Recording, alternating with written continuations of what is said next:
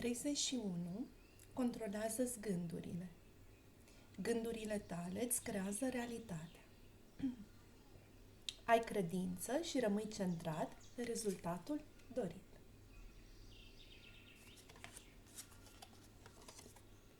30. Pășește în lumina reflectoarelor. Ai un mesaj pe care lumea trebuie să-l afle. E timpul să-ți împărtășești înțelepciunea.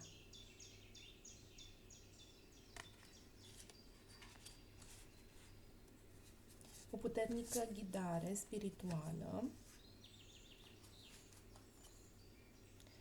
35. Ai încredere în îndrumarea pe care o primești.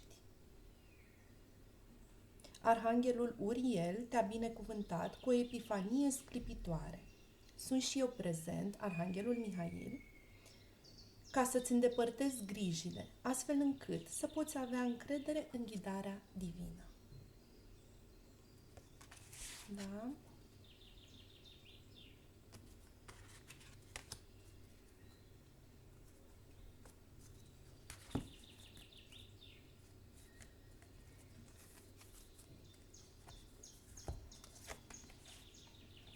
Eclipsa lunii noi, așteaptă-te la o schimbare majoră.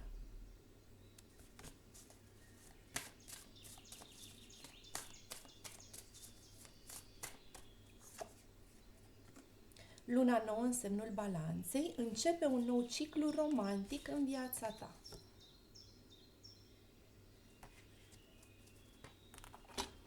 Poate să fie și o mai bună relație cu cei dragi, dar și o relație romantică. Îmi iubesc nasul. Simțul meu olfactiv este o plăcere. Inspir bucuriile vieții. Nasul meu mă îndrumă mereu în direcția corectă.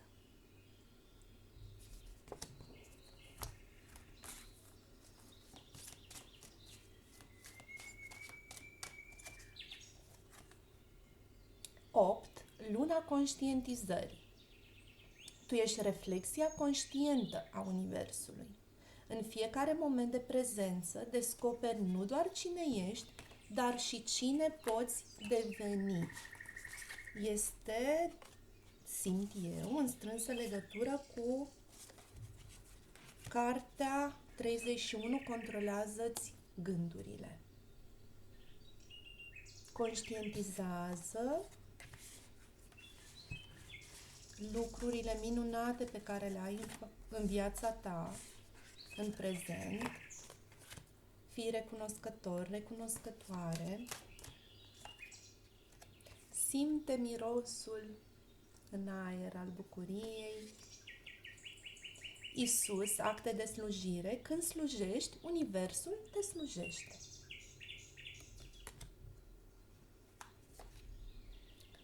Sopdet, puterea cosmică, potențial nelimitat, inițierea unei misiuni sacre. Lemurieni, clarviziune activată, mediumnitate, sensibilitate, încredere în intuiție. Ghidare spirituală foarte puternică. Shimaat, intervenție divină, cântărirea opțiunilor, alege-o pe cea bună. Alegeri cu iubire, cu încredere. Detectivul, atribute lumină, mare putere de observare și intuiție, dorința de a găsi adevărul.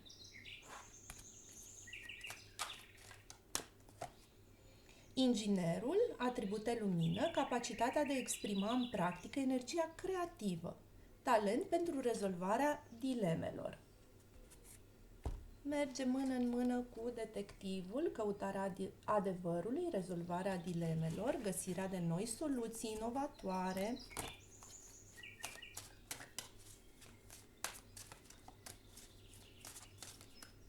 Avem cristalul de apă,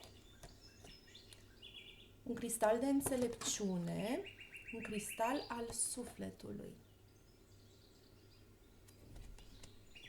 Și cristalul de pământ cu emoția, energia verii, vara. Vom vedea imediat ce ne scriu în cartea ce însoțește setul lui Masaru Emoto. 8. Războinicul, curaj, acceptarea provocărilor. Curaj divin.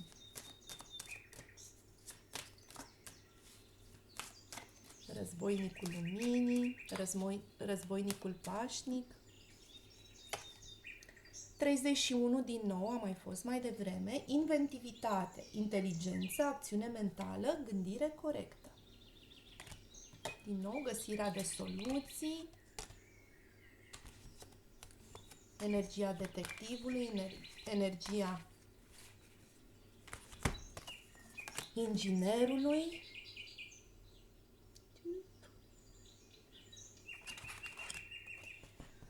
6. Fobie, anxietate, depășirea temerilor. Am avut mai devreme curajul, acceptarea provocărilor și avem acum depășirea temerilor. Cu acest curaj divin. Înainte de a alege din seturile în engleză și setul oracol, aș vrea să contemplăm din mesajul unora dintre cărți. Am spus mai devreme că ne vom uita la cărțile de pământ și de înțelepciune.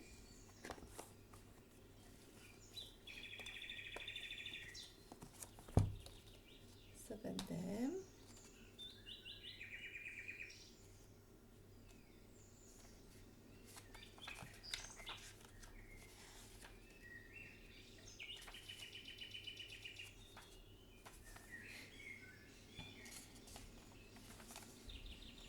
Cărțile de înțelepciune avem suflet și ni se spune așa, este numărul 11.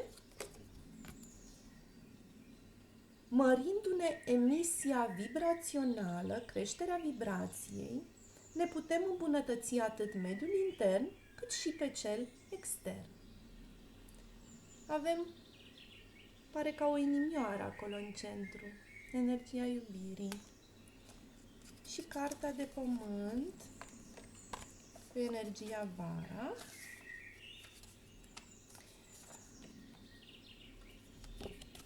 Apa este o componentă importantă a acestui anotimp, potolindu-ne setea și ajutând la hrănirea plămânului uscat. Stropiți-vă fața cu apă în timp ce stați la soare sau alergați printre țâșnitori și simțiți cum apa vă răcorește sufletul. Mi-a venit în minte o imagine cu o familie care se joacă cu furtunul cu apă în curte și mi-am adus aminte în timp ce citeam de meditația apei, să faceți baie, în timp ce faceți baie, duș, să folosiți apa pentru purificare, pentru a materializa, da? Nu aș vrea să spun modul în care o folosesc eu, pentru că fiecare își poate crea modalitatea sa. Eu în prima fază am auzit-o undeva, am prelucrat-o, se găsește pe internet, în primul rând de purificare, da? Ne imaginăm și mulțumim apei că ne purifică corpul, apoi de aducere a energiei apei curgătoare, pură, clară, limpede, lină, da? Acum aș vrea să aleg o carte, să vedem la care ne este dat să mai contemplăm din textul cărții. Ok. Cea a inginerului, din cartea arhetipurilor. Să vedem arhetipul inginerului. La pagina 71. Bine pregătit, ordonat, cu abilități strategice, de energiei creatoare, o expresie practică. talent pentru inginerie în situații de zi cu zi sau conceperea de soluții la dilemele obișnuite.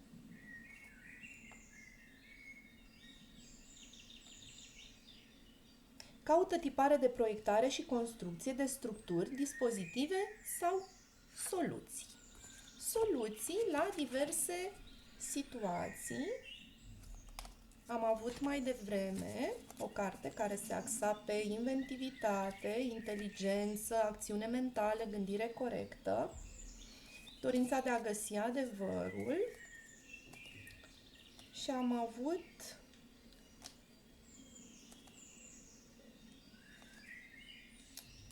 găsirea de soluții. Aș vrea să extrag acum din cărțile tarot și apoi voi mai extrage câteva carduri în limba engleză.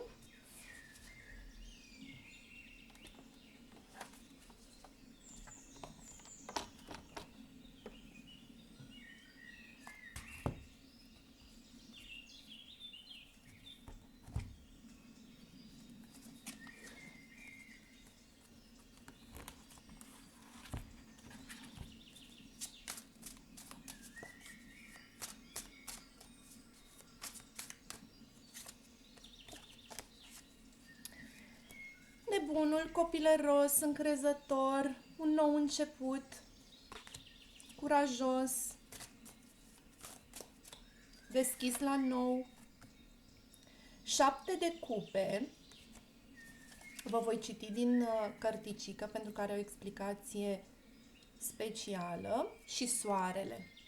Lumina, da, care se vedea și în cărțile anterioare. Rezolvări, rezoluții la probleme, la situații din trecut.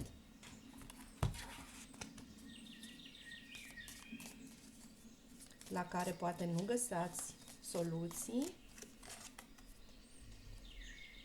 4 de cupe, puțină visare, nevoia de mai multă împământare. 7 de bâte.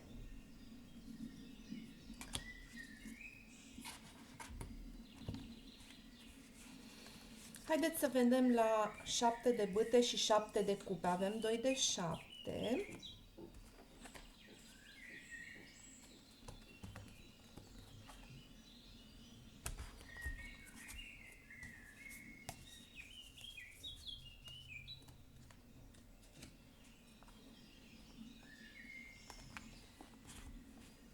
Haideți să vedem la 7 de cupe.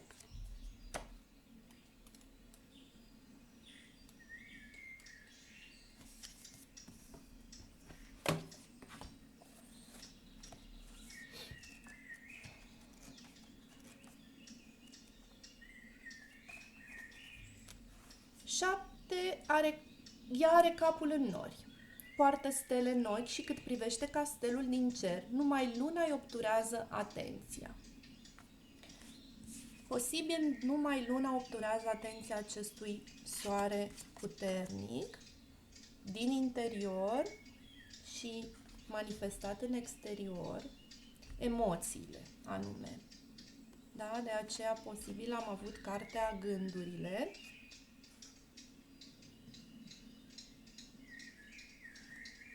Posibil emoționalul este mai puternic în această perioadă.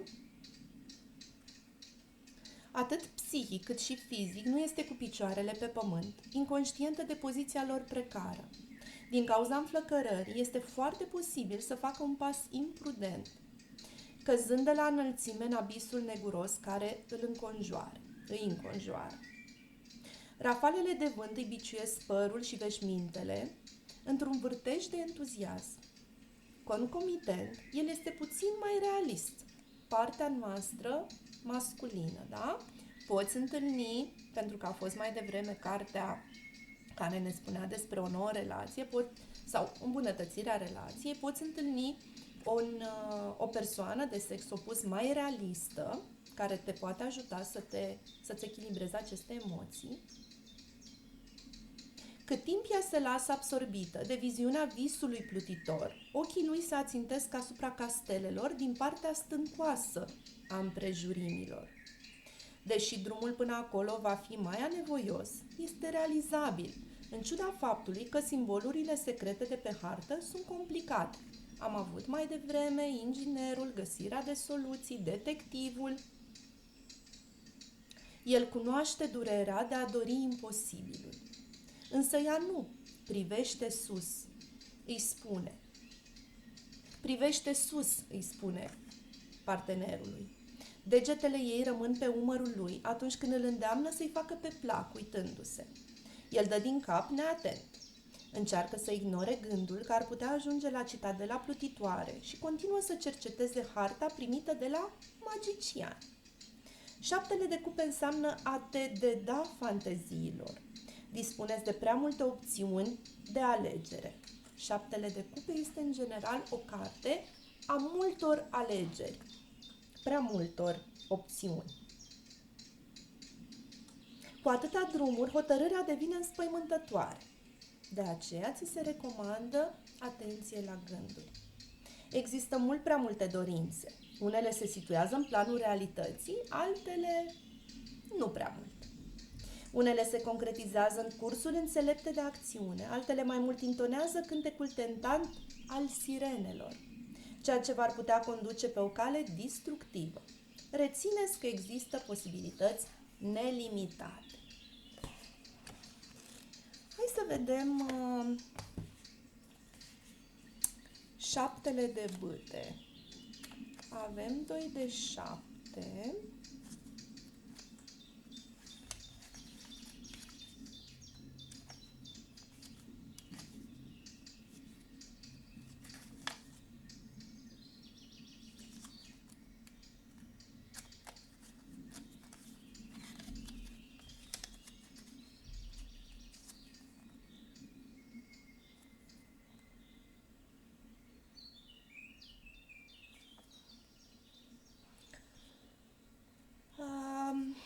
Valorizare, putere,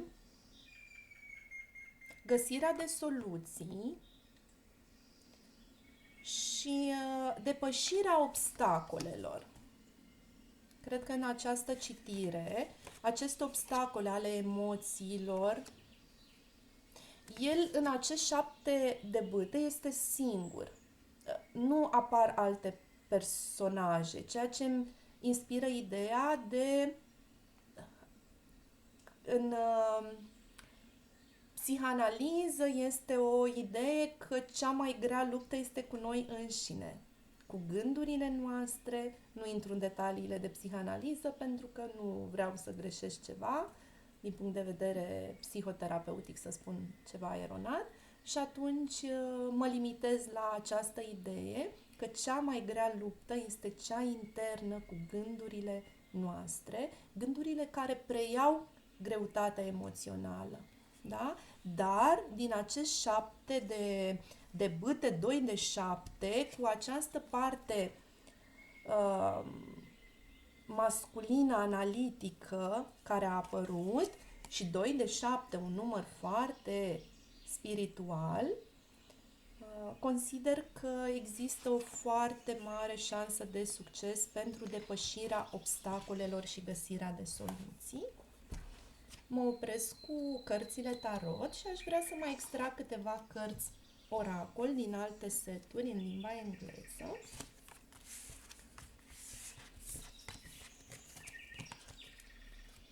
Voi alege unul din seturile pe care le am aici, unul din tancurile cu seturi. Avem un mesaj de la Fecioara Maria.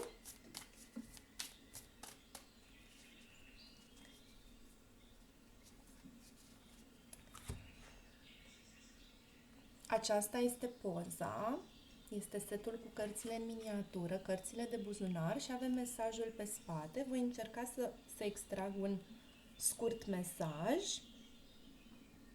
Adevărata ghidare nu este întotdeauna vocea cea mai puternică.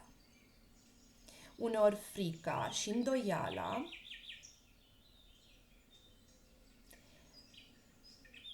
strigă, în timp ce adevărul și iubirea șoptesc. Ai încredere în inima ta și în adevărul tău, chiar dacă ele par mai tăcute decât vocea fricii din interiorul și exteriorul tău. Ascultă și aplică această înțelepciune blândă, stabilă, simțită din interior, cu încredere și răbdare. Vocea iubirii. Am simțit mai devreme, știu că am menționat la un moment dat, alegeri cu iubire. Da? În echilibru suntem atunci când mintea și inima noastră sunt în echilibru. Avem transformare. Această zână te îndeamnă să te lași ghidat de această transformare care se întâmplă pentru binele tău suprem. Tot ce poate fi mai frumos în viața ta urmează să apară. Este pe cale de a se materializa. Această carte a vrut să iasă. Este cartea cu numărul 6, Comuniune. Comuniune cu natura. Primesc cu iubire această legătură minunată, spirituală cu natura, cu animalele. Apar niște tigri, apare un șarpe. Luna, emoțiile, vindecarea emoțiilor, echilibrarea lor se poate face foarte ușor în natură. Să mai aleg dacă tot am vorbit de animale și de natură, vreau să aleg un animal care te ajută. 47. Porcușorul zburător. Folosește 47 sau 11, număr maestru, am mai avut o carte cu numărul 11. Folosește-ți mintea cu înțelepciune, ai grijă la gânduri și la iluzii. Când o zbura porcul, da? Deci unele se pot aplica, se pot întâmpla, altele doar când o zbura porcul. Nu spune nimeni că nu este imposibil, dar nu l-a văzut nimeni zburând până acum decât în desene animate. 19 sau 1, meditație. Împământare, meditație, stai în natură. Mai extrag o carte și mă opresc aici pentru această citire, după ce extrag această carte.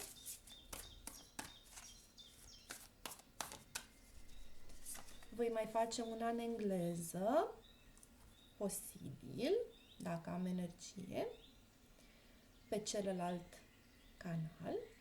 2. Chakra rădăcină. Împământează-te și centrează-te și uită ce soare frumos, conexiunea divină, conexiunea cu soarele nostru. O energie foarte puternic masculină, de împământare, de luare de decizii corecte, echilibrate. Și poate apare și o nouă persoană în viața ta. Am avut cartea de nouă relație, nu exclude. Sau se îmbunătățește relația actuală. Cu multă iubire.